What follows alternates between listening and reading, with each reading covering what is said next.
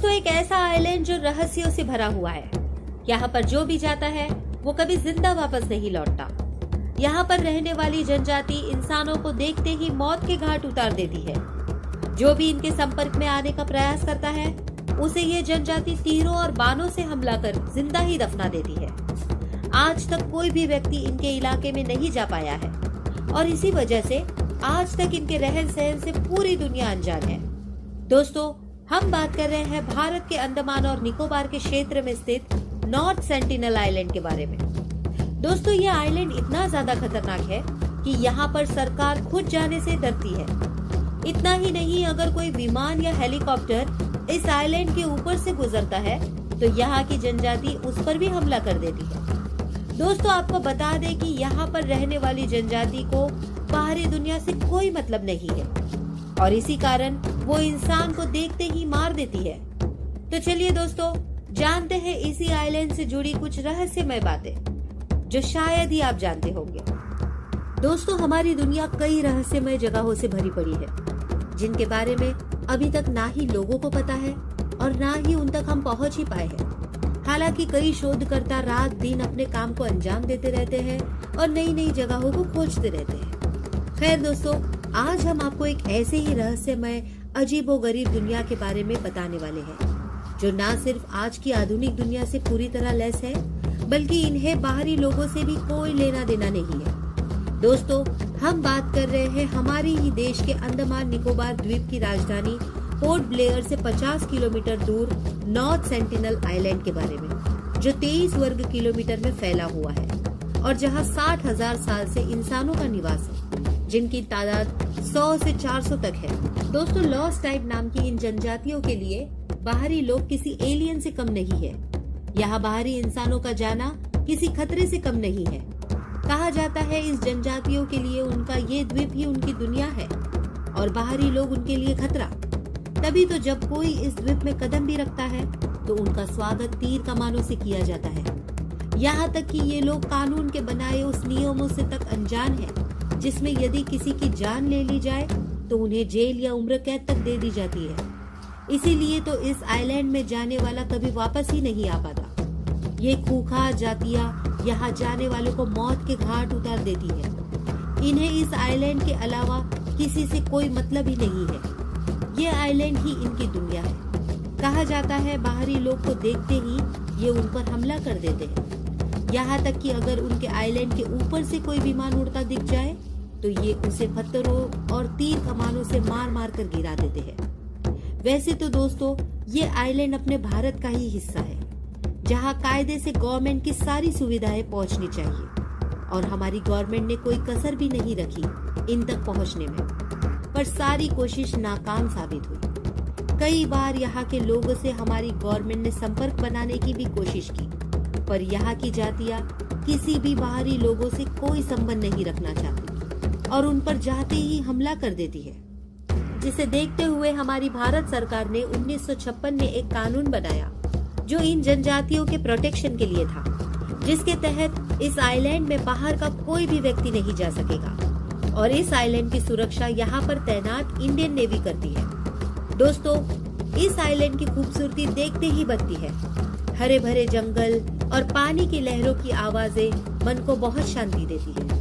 वैसे यहाँ जाने का मन बनाने वाले को शायद ही कभी यहाँ जाने का मौका मिले, क्योंकि यहाँ की खूंखार जातियाँ अपने द्वीप में कोई भी छेड़छाड़ बर्दाश्त नहीं करती। यहाँ ना तो इनके रहने के लिए घर है, ना तो पहनने के लिए कपड़े। भोजन के लिए भी ये पूरी तरह शिकार पर निर्भर रहते हैं। दोस्तों, इस आइलैंड की खोज पहली बार फेमस एक्सप्लोरर मार्को पोलो ने 13वीं शताब्दी में की थी। इस समय इन्होंने कहा था ये जनजाति शिकार करने में बहुत एक्सपर्ट होती है और अपनी जाति को छोड़कर दूसरे किसी भी जाति के लोगों को मारकर खाने में भी बिल्कुल नहीं हिचकती। दोस्तों, बात 1867 की है जहां भारतीय व्यापारियों का जहाज इस रास्ते से गुजर रहा था। मानसून का समय था, मौसम भी बहुत ज्यादा खराब था। समुद्र में बड़ी बड़ी लहरें उठ रही थी, जिसकी वजह से उनका जहाज एक बड़ी चट्टान से टकरा गया और वही फंस गया। इस जहाज में करीब 106 लोग सवार थे जो अपनी जान बचाने के लिए इस आइलैंड पर पहुंच गए। लेकिन यहाँ की जनजातियों ने जैसे ही देखा कि कुछ बाहरी लोग उनकी जगह में घुस गए हैं, तो उन्होंने तीर कमानों से उन पर हमला कर दिया, जिससे वे सभी जान बचाकर वापस समुद्र में कूद गए, जिनकी जान वहां गुजरने वाले एक रॉयल नेवी के जहाज ने बचाई। दोस्तों, नॉर्थ सेंटिनल आइलैंड पर जाना या यहाँ के लोगों से मिलना किसी खतरे से कम नहीं है। ये बात जानते हुए भी कुछ मछुआरों ने एक अमेरिकी मिशनरी जॉन एलन चाव को उस द्वीप तक पहुंचने में मदद की। इसके लिए जॉन ने मछुआरों को 25,000 रुपए दिए, जिससे वो गैर कानूनी तरीके से जॉन को उन लोगों के पास ले जा सके। जॉन को लगता था कि वो इन सेंटिनलीज आदिवासियों को जीसस के बारे में बताएगा और उन्हें ईसाई धर्म की ओर आकर्षित करेगा। मछुआरा थोड़ी दूर पर जाकर रुक गया और वहां से जॉन अपनी कयाक के जरिए द्वीप तक पहुंचा। पहले दिन तो वो वापस आ गया, लेकिन दूसरे दिन फिर जॉन ने यही किया और इस बार वो वापस नहीं आया। मछुआरों ने जब उस द्वीप पर जाकर देखा तो कुछ आदिवासी जॉन की लाश को घसीटते हुए ले जा रहे हैं। दोस्तों, जॉन का वहां जाना जानलेवा साबित हुआ। वो कहते हैं ना, प्रकृति से छेड़छाड़ खुद के लिए दुखदाई होता है, साथ ही प्रकृति के लिए भी।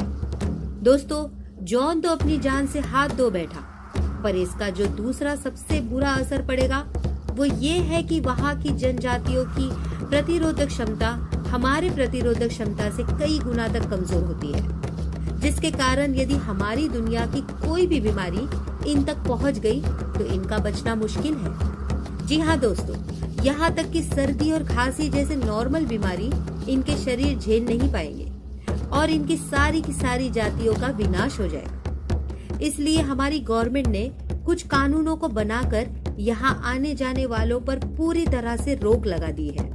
पर जॉन की बॉडी वही रह गई, जिसकी चिंता गवर्नमेंट को हर वक्त रहती है। काफी प्रयास किए उसकी बॉडी लाने के लिए, पर सब नाकाम। दोस्तों, आप ये बात जानकर हैरान हो जाएंगे कि एक शख्स ऐसा भी हुआ जो इस द्वीप तक पहुंचा भी और इन जनजातियों से भी मिला। वो है मानव वैज्ञानिक एंथ्रोपोलॉजिस्ट टी.एन. पंडित। जी हाँ दोस्तों, टी.एन. पंडित ने यहाँ जाकर इन लोगों से मुलाकात की। 1966 से 1991 में टी.एन. पंडित ने अपनी 7-8 लोगों की टीम बनाई और कई बार इस द्वीप पर जाकर यहाँ की जनजातियों से संपर्क बनाया। पंडित ने बताया कि वो पहली बार जब सेंटिनल आइलैंड पर गए थे, उनकी टीम उन आदिवासियों के घरों को देखने में कामयाब रही थी। वहाँ 18 झोपड़ियाँ, तीर कमान और भाले थे। पंडित जी के द्वारा उन्हें दिए गए भेंट नारियल और लोहा था। दोस्तों, यहाँ के लोगों को नारियल बहुत पसंद है, पर इस टापू पर नारियल नहीं होता। इस वजह से उन्हें भेंट में नारियल मिलना बहुत बड़ी उपलब्धि थी। दोस्तों, ये सेंटिनल लोग आज भी उस आदिम युग में जी रहे हैं, जिस युग में हमारे पूर्वज को आग और खेती के बारे में कोई जानकारी नहीं थी। यानी कि ये लोग आज भी खेती करना नहीं जानते। इन्हें आज भी आग और खेती के बारे में कोई ज्ञान नहीं है। पेट भरने के लिए ये बड़ी शिकारियों या मछलियों पर निर्भर है, जिनका तीर कमानों की मदद से शिकार करते हैं और अपनी भूख मिटाते हैं। यहाँ तक कि दोस्तों, ये अपने शरीर को तक नहीं ढकते, ना ही इन्हें बिना कपड़ों के कोई शर्म है। ये लोग ऐसे ही नंगे बदन अपना सारा जीवन व्यतीत कर देते हैं। दोस्तों, जिस तरीके का इनका रहन सहन है, इससे तो बस यही लगता है इनका दिमाग इतना विकसित नहीं है जितना हमारे पूर्वज का आज से करोड़ों साल पहले हो गया था, जिन्हें खेती किसानी भी जल्द ही अपने जीवन में शामिल कर लिया और खुद को डेवलप भी किया। पर ये जातियां आज भी वही की वही है। इन्हें ईश्वर या भगवान के अस्तित्व तक का पता नहीं। सारी दुनिया में यही एक स्थान या यही एक जनजातियां है जो आज भी आदिम युग में जी रही है। जब इन सेंटिनली आदिवासियों का बाहर के समाज से कुछ नाता ही नहीं है, तो फिर ये आज के समय के साथ कैसे चल सकते हैं? इसलिए ये आज भी वही जिंदगी जी रहे हैं जो पाषाण काल में हमारे पूर्वज जिया करते थे। हमारे लिए ये दुनिया इतनी विकसित हो गई है, लेकिन इनके लिए तो समय अभी भी 60,000 साल पहले वाला ही है। दोस्तों, एक बार सन 1974 में नेशनल ज्योग्राफिक टीम के कुछ लोग डॉक्यूमेंट्री बनाने के लिए भारत सरकार से इजाजत लेकर इस द्वीप पर पानी के जहाज से जाते हैं। जिन्हें देखते ही यहाँ की जनजातियां बौखला जाती हैं और इनकी टीम पर तीरों से हमला कर देती है। एक तीर तो डायरेक्टर के पैर में आकर लगा, जिसके बाद सारे के सारे अपनी डॉक्यूमेंट्री बनाए बिना उल्टे पैर यहाँ से भागते हैं। दोस्तों, ऐसा नहीं है कि लोगों ने यहाँ जाने का प्रयास नहीं किया या गवर्नमेंट ने इनको सुविधाएं मुहैया करने की नहीं सोची। इन्हें आधुनिक समाज से जोड़ने के हर संभव प्रयास किए गए।